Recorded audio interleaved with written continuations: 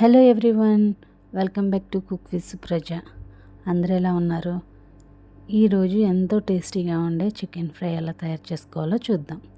నేను 1 kilo chicken తీసుకొని శుభ్రంగా కడిగి ఇప్పుడు ఇందులో మనం సాల్ట్ సరిపడినంత, 1 టీ స్పూన్ పసుపు, 2 టీ స్పూన్ల కారం, 1 టీ స్పూన్ ధనియాల పొడి, 1 టీ స్పూన్ గరం మసాలా, కొంచెం పెప్పర్ పౌడర్ కూడా యాడ్ చేసుకోవాలి. ఇప్పుడు ఇందులో అల్లం వెల్లుల్లి పేస్ట్ యాడ్ చేసుకుని, కొంచెం కరివేపాకు కూడా యాడ్ చేసుకుని ఈ మిశ్రమాన్ని అంతా శుభ్రంగా కలుపుకోవాలి. ఈ మసాలా అంతా కూడా ముక్కలకి పట్టేలాగా శుభ్రంగా కలుపుకోవాలి. కలుపుకున్న తర్వాత దీన్ని 1 గంట పాటు పక్కన పెట్టుకోవాలి. ఇది నేను ఆనియన్స్ ఏమీ వేయట్లేదు, ఓన్లీ చికెన్ మాత్రమే ఫ్రై చేస్తున్నాను.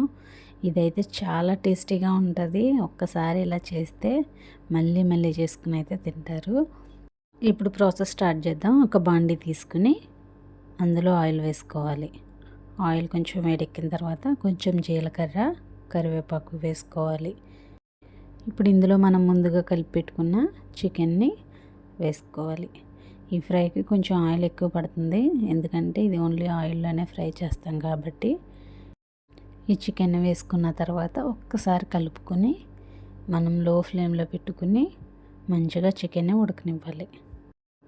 అలా చికెన్ని ఉడికినిచ్చిన తర్వాత అది చాలా వరకు కూడా డ్రై అయిపోతుంది అన్నమాట. అలా డ్రై అయ్యే వరకు కూడా చికెన్ని మనం ఫ్రై చేసుకోవాలి.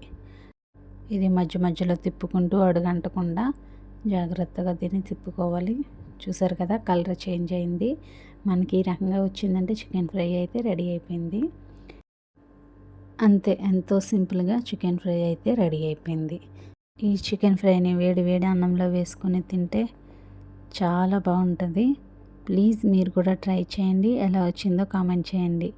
ఇలాంటి మరెన్నో వీడియోల కోసం నా ఛానల్ని సబ్స్క్రైబ్ చేయండి. Thank you for watching. Bye bye.